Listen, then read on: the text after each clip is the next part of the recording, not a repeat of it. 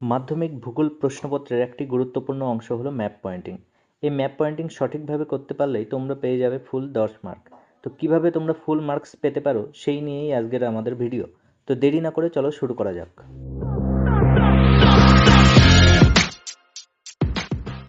Map পয়েন্টিংয়ের ক্ষেত্রে যে বিষয়গুলি আমাদের প্রথমে মাথায় রাখতে হবে, সঠিকভাবে মানচিত্রের দাগ নম্বর দিতে হবে, যথাসম্ভব সোজা করে পয়েন্টিং করতে হবে যাতে খাতা বাঁকা না হয়ে যায়। যে বিষয়টি দেখাবো তার সংকেত দেখাতে হবে, যেমন পর্বত হলে ডেল্টা আকৃতির চিহ্ন দেবো কিংবা শহর হলে গোলাকার বিন্দু বা ছোট বক্স করে দেবো। ম্যাপের ওপরে লিখলে তা পরিষ্কার পরিচ্ছন্ন এবং ছোট করে লিখতে হবে, কিন্তু ম্যাপের বাইরে লেখাটাই সবচেয়ে ভালো হবে। সবসময় ডিপ শেডের পেন্সিল দিয়ে ম্যাপ পয়েন্টিংগুলো করতে হবে। তাহলে এবার আমরা দেখে নেব কতগুলো গুরুত্বপূর্ণ ম্যাপ পয়েন্টিং। সাতপুরা পর্বতমালা, এটি এই জায়গায় অবস্থিত।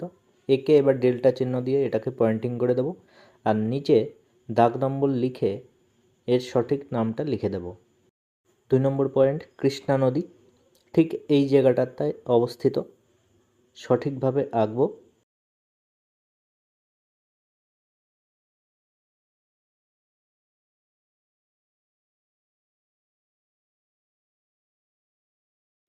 একে এর দাগ নম্বরটা দেব এবং নিচে লিখে দেব কৃষ্ণা নদী। 3 নম্বরে রয়েছে একটি চিরহরিত অরণ্য অঞ্চল। দেখো পশ্চিমঘাট পার্বত্য অঞ্চলের পশ্চিম দিকের এই অংশটা চিরহরিত অরণ্য অঞ্চল দেখা যায়। এটাকে সঠিকভাবে পয়েন্টিং করব এবং তীর দিয়ে এখানে দাগ নম্বরটা লিখব এবং লিখে দেব একটি চিরহরিত অরণ্য অঞ্চল। 4 নম্বর, পক প্রণালী। দেখো ভারত আর শ্রীলঙ্কার মাঝে এই জায়গাটায় পক প্রণালী অবস্থান করছে, এটারও দাগ নম্বর দেব এবং নামটা লিখে দেব। 5 নম্বর, একটি আখ উৎপাদক অঞ্চল। দেখো পাঞ্জাব থেকে একদম উত্তরপ্রদেশের মধ্যভাগ পর্যন্ত এই জায়গাটায় প্রচুর পরিমাণে আখ জন্মায়, তাই এটাকে সঠিক দাগ নম্বর দিয়ে সুন্দর করে এরকমভাবে পয়েন্টিং করে দেব। তোমরা বাইরে ইন্ডেক্স করেও এইগুলোকে লিখতে পারো, ভেতরে না লিখে, আর যথা চেষ্টা করবে মানচিত্রের বাইরে লেখার। 9 নম্বর রয়েছে করমণ্ডল উপকূল। দেখো এইখান থেকে শুরু করে একদম কন্যাকুমারিকা পর্যন্ত যে অংশটা, এটাই হচ্ছে করমণ্ডল উপকূল। এটাকেও সঠিকভাবে চিহ্নিত করে আমরা দাগ নম্বর দেব এবং নামটা লিখে দেব।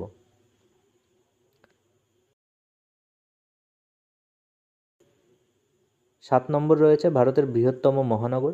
তো এটা আমরা সবাই জানি যে দিল্লি, জনসংখ্যা এবং আকৃতির দিক থেকে। তো এই জায়গাটায় দিল্লি অবস্থিত, এটাকে অ্যারো দিয়ে মানচিত্রের বাইরে লিখে দেব যে ভারতের বৃহত্তম মহানগর, ব্র্যাকেটে লিখে দেব দিল্লি এবং দাগ নম্বরটা বসিয়ে দেব।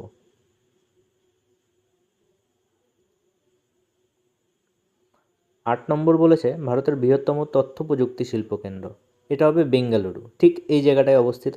দেখো এটাকে ভিন্ন রকমের একটা আকৃতি দিয়ে দেখালাম এবং তীর চিহ্ন দিয়ে এটাকে বাইরে লিখে দেব, দাগ নম্বর সঠিকভাবে বসিয়ে লিখব ভারতের বৃহত্তম তথ্য প্রযুক্তি কেন্দ্র, ব্র্যাকেটে লিখে দেব বেঙ্গালুরু।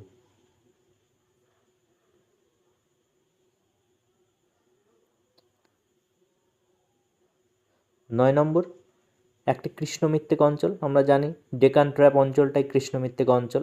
তো এটাকে চিহ্নিত করব এবং সঠিকভাবে এটাকে চিহ্নিত করে এর পার্শ্ববর্তী অংশে লিখে দেব একটি কৃষ্ণমৃত্তিকা অঞ্চল।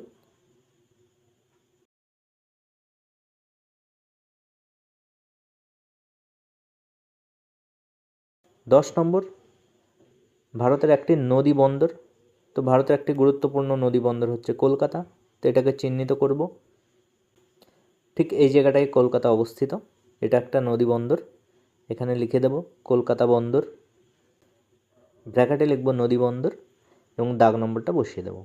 ভিডিওটি ভালো লাগলে অবশ্যই আমাদের চ্যানেলটিকে সাবস্ক্রাইব করো এবং বন্ধুদের সঙ্গে ভিডিওটি অবশ্যই শেয়ার করো।